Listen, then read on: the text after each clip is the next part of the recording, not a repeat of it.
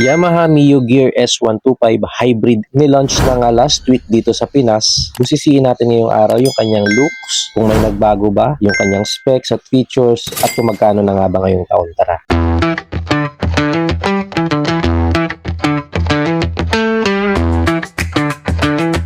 Sa forma niya mga boss, halos ganun pa rin naman yung dimension niya. May konting pagbabago dito sa kanyang front face. Before kasi naka U-shape lang dito sa bandang harapan. Ngayon yung fairings niya dito parang medyo may kanto dito sa kanyang headlight. At meron ding mga deep lining. Nandyan pa rin naman yung gear sa harap. Blue Core Hybrid dito sa kanyang bandang ulo. Mio Gear S sa kanan. At Yamaha naman dito sa bandang ibaba. At dito sa pinakagilid, magkabilaan po yan, ay nandyan yung logo or badge ng Yamaha. Bilog po yan.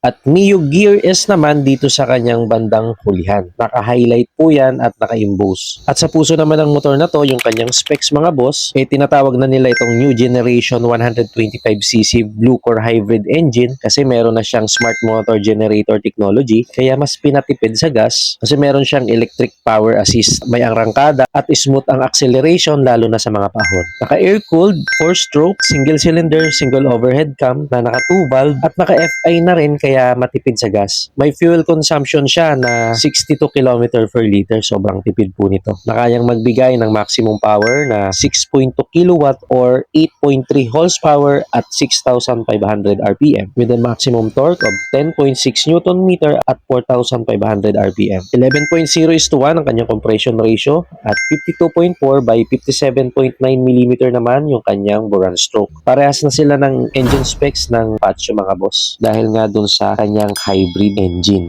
At ang isa pa sa kapansin-pansin mga boss, kung dati meron siyang kickstarter, ngayon po ay electric starter na lang yung kanyang starting system, which is ngayong modern era ay tinatanggal na talaga yung kickstarter. Yung engine oil capacity niya ay 0.84 liter at ang fuel tank capacity naman niya ay 5.1 liter. Sapat na ang laki ng tangke na yan kung ganito naman katipid ang motor mo. 62 km per liter ba naman, kaya matagal ka pa bago magpa-full tank ulit. B-belt automatic siya kaya gas and go na lang tayo. May tatlong kulay na available dito sa Pinas. Ang Mio Gear S125 Hybrid. May ceramic gray, basalt gray, at matte brown. Sa kanyang underseat compartment, may 18.6 liters na capacity ito. For sure naman na hindi magkakasya yung full face na helmet dito kaya may dalawang hook siya para naman pagsabitan ng malalaking helmet or yung full face na helmet. Pagkakasya dyan yung half face na helmet pero depende pa rin sa size. Napakalapad ng kanyang footboard or yung kanyang gulay board para naman sa mga extra na dalahin natin. At mayroon pa siyang mga scratch resistant dito kagaya pa rin ng dati sa bawat gilid or dun sa mga kanto-kanto niya.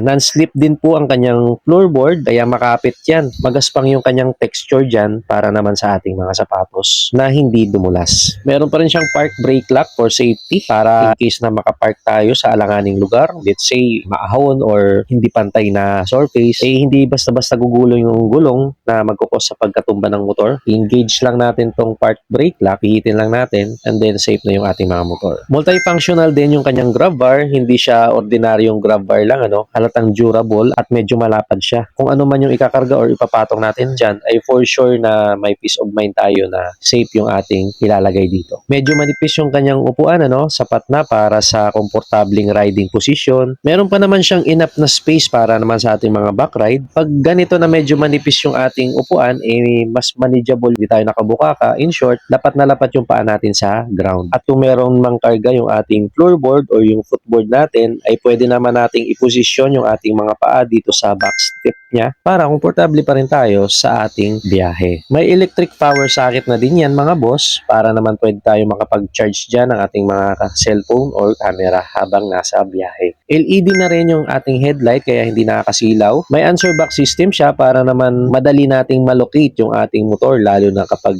nasa parking area. Equipped na rin siya ng stop and start system na automatic na namamatay ang engine kapag 3 to 5 seconds tayong nakahinto lalo na sa mga stoplight at traffic para mas makatipid tayo sa gas at pihitin lang natin yung silindro at kusang mabubuhay na yung engine. At isa pa sa kapansin-pansin na bago sa motor na to ay naka full digital panel na po siya kaya mas malinaw at very informative na po yan na siguradong nandyan na lahat yung mga info, mga indicators na kailangan ng isang rider.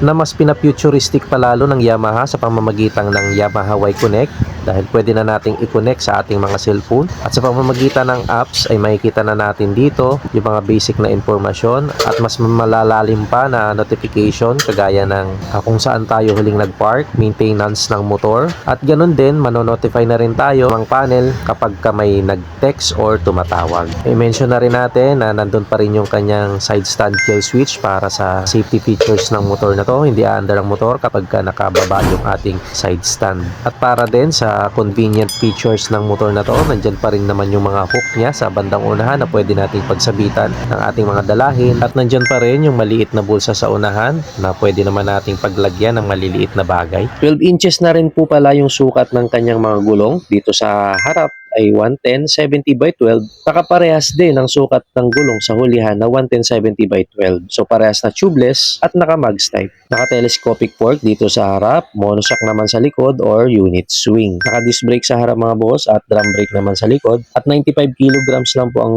kabuuang bigat ng motor na to kaya hindi siya mahirap dalhin.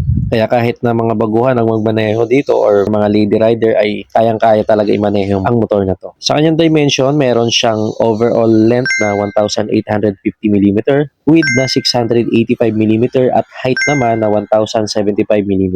1,280 mm naman yung kanyang wheelbase at 135 mm naman yung kanyang ground clearance. Standard yan, kaya safe yan sa mga lubak at matataas na humps na meron tayo dito sa Pinas. So, hindi sasayad yan. 750mm naman ang kanyang seat height, kaya abot na abot ito kahit na may height ka ng 5 flat, mapababae man o baguhan ay hindi mahihirapang sumampa sa motor na to. Manageable siya at hindi mahirap isingit lalo na sa mga traffic situation. Sa inyong personal na opinion mga boss, mas bumagay ba sa kanya ang mga pagbabago sa Mio Gear S125 Hybrid? Binago nila yung gulong at naging digital ang panel niya na dati analog lang at yung kanyang front face medyo nabago rin ng konti. Sa inyong palagay, mas bagay ba sa kanya yung kanyang looks at yung mga dinagdag na features? Comment nyo nga sa ibaba. Pero isa lang sigurado na mas matutuwa ang karamihan dahil mas pinatipid siya, gawa nga ng hybrid engine na siya at meron nga siyang fuel consumption na 62 km per liter. Talagang napakatipid niyan mga boss. Sa kabuuan ng video, ano pa yung mga features na dadagdag na hindi ko nabanggit?